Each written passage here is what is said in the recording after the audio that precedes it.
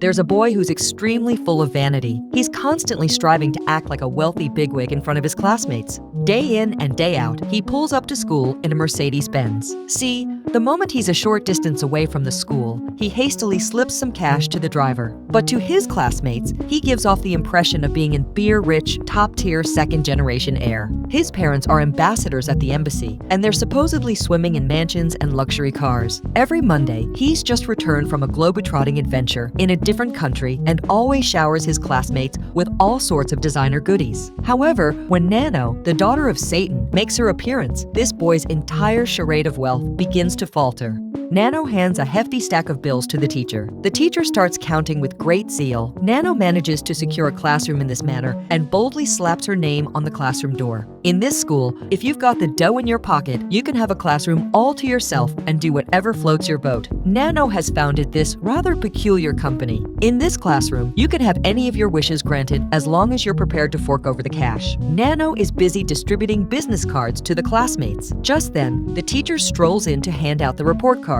Pop, the yellow hair guy, glances at his report card and his face turns green. With those grades, his dream of purchasing a motorcycle is pretty much toast. Out of nowhere, Nanno pipes up. มาหาแนนโนที่บริษัทสิ Pop is a tad skeptical, but still decides to take the plunge and heads over to Nanno's company. There's always a cost associated with fulfilling a wish. Nanno swiftly calculates on the calculator, and it comes to 15 they bought. The price seems reasonable enough. Pop grits his teeth and hands over the money to Nanno. Nanno takes Pop's report card, feeds it into the shredder, and demolishes it. Meanwhile, the printer churns out an astonishing new report card. Nanno even signs it in the teacher's handwriting. It looks so authentic. The next day, Pop rides his motorcycle to school, looking every bit the cool dude. This company is the place where all your dreams can supposedly come true. Nanno's company is abuzz with activity. It's filled with students harboring all manner of wishes. Some are exacting revenge on their two-timing girlfriends, and some have managed to find a phony girlfriend to appease their parents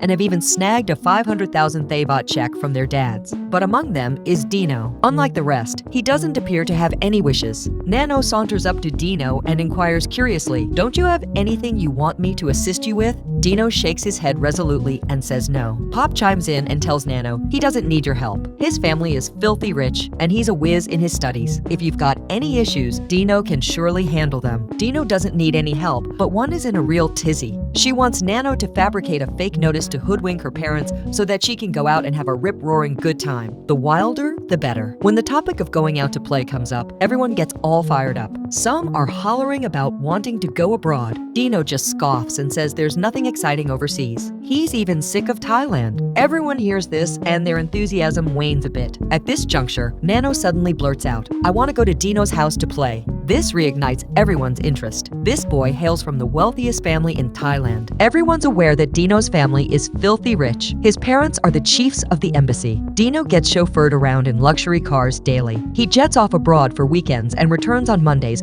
with a load of designer gifts for his classmates. But none of the classmates have ever set foot inside Dino's place. They all assume in their minds that his home must be outrageously luxurious, complete with a golf course, a huge swimming pool, a gorgeous garden, and a swanky private horse ranch. Word has it that each horse in the ranch is worth a cool million, and the cherry on top is the army of servants at his beck and call, having every amenity one could dream of. It's like a slice of heaven on earth. However, Dino comes up with the excuse that he's scared of breaking the precious items at home and getting an earful from his parents, thus politely turning down everyone's request. Even though Pop thumps his chest and vows to cover any damages, Dino still declines with a pained expression. But once the curiosity of the group is piqued, it's not going to fade away easily. They all swarm around Dino and badger him, saying that if he's a true friend, he'll take them there. Dino simply can't fend them off and reluctantly gives in. Before they even reach Dino's house, everyone's already yapping about how to have a whale of a time. After school, Nanno makes a date with Dino to meet up tomorrow. Dino climbs into the Mercedes-Benz with a glum face. This so-called rich second-gene heir is really a head-scratcher.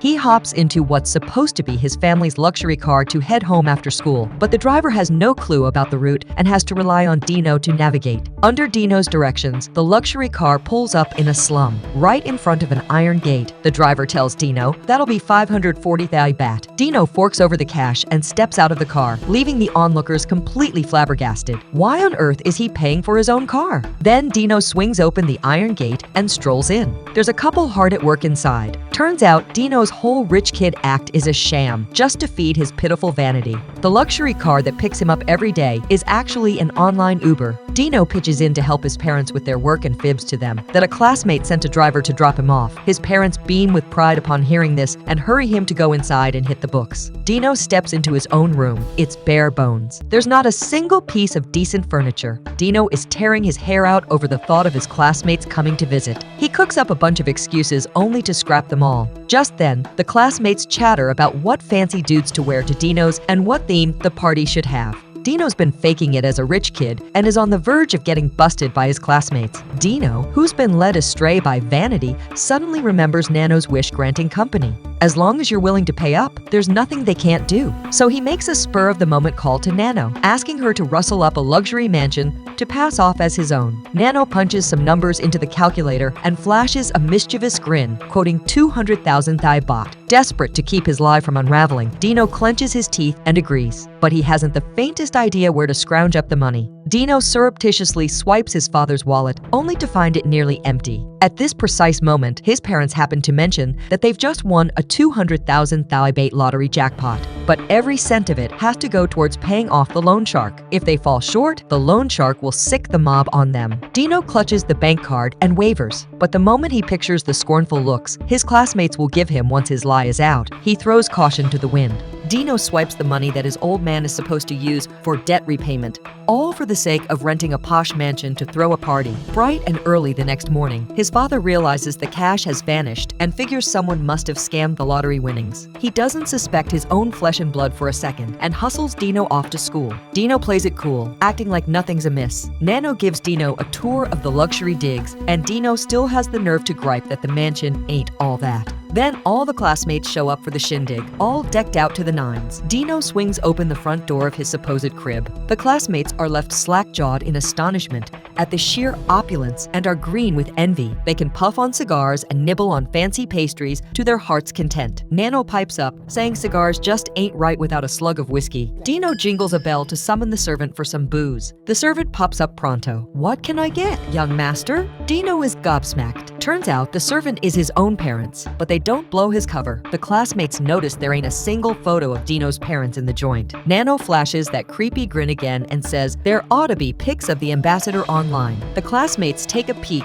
and reckon the ambassador don't look a thing like Dino. Dino is so nervous he can barely get a word out. Lucky for him, his parents bail him out, saying he favors his granddad. To break the ice, Dino suggests they all head out for a meal. What's on the menu for this beer-rich second-generation's lunch? There's primo French foie gras, whole tenderloin steaks, and a scrumptious roast suckling pig. And of course, it's got to be paired with a fine bottle of vino. But the ditzy servant brings them a pitcher of boiled water instead. Pop takes a swig and spits it out, demanding to know why it ain't whiskey. The servant says, "ผมว่าพวกคุณยังเด็กกันอยู่นะครับ." This ticks Pop off big time. He hollers at the servant, "Who the hell do you think you are? Fetch the whiskey." The servant has no other option but to pour the hooch for everyone. The others even compliment Dino on his easygoing nature, saying if it were them, they'd have canned the servant ages ago. Dino is so mortified, he wishes he could vanish into thin air as his parents are getting roasted by his classmates. But to keep his fib under wraps, he keeps his trap shut. Pop's hat hits the floor. Dino is about to stoop down to grab it when Pop lifts his hand and Dino's mother scurries over and kneels to pick it up. Dino hangs his head so low it's nearly scraping the ground. They want some red wine next. Dino's mother is pouring when she accidentally spills it all over one's pricey dress. One goes ballistic in an instant. Pop points at Dino's parents and starts cussing them out. Dino can only force out an awkward chuckle. Eventually, everyone stomps off in a huff. Never toy around with your life. This time, the gang wants to play something seriously wild. Nanno whips out a pistol and a single bullet. Pop's eyes light up and he perks right up. He loads the bullet into the gun chamber